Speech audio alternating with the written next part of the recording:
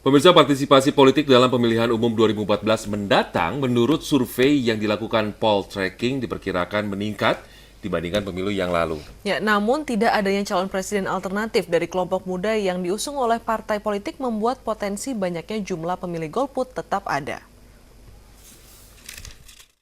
Pemilih untuk berpartisipasi dalam pemilihan umum 2014 mendatang cukup mengembirakan. Dalam survei yang dilakukan Poltreking Institute, terjadi peningkatan partisipan yang akan ikut pemilu 2014 mendatang. 84% menyatakan keinginan untuk berpartisipasi. Angka ini tentunya jumlah yang besar, mengingat pada pemilu 2009 lalu jumlah golput lebih dari 30%. Namun potensi golput tetap harus diwaspadai, terutama dari pemilih muda. Dari nama yang ada, dia akan memilih salah satu. Yang kedua, bisa jadi mereka akan berpotensi golput karena tidak ada yang memenuhi harapan.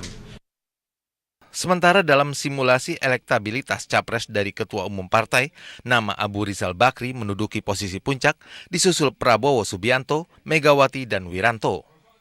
Namun hasil yang berbeda tampak dalam hasil survei tokoh nasional teratas atau top of mind.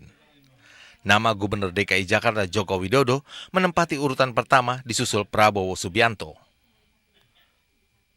Tingkat keterpilihan Jokowi, Prabowo, Abu Rizal Bakri maupun Wiranto menunjukkan sikap tokoh baik dari kalangan kepala daerah, profesional maupun militer memiliki kesempatan yang sama sebagai capres. Yang unik, survei ini juga mencakup karakter capres seperti jenis kelamin, usia, dan etnis.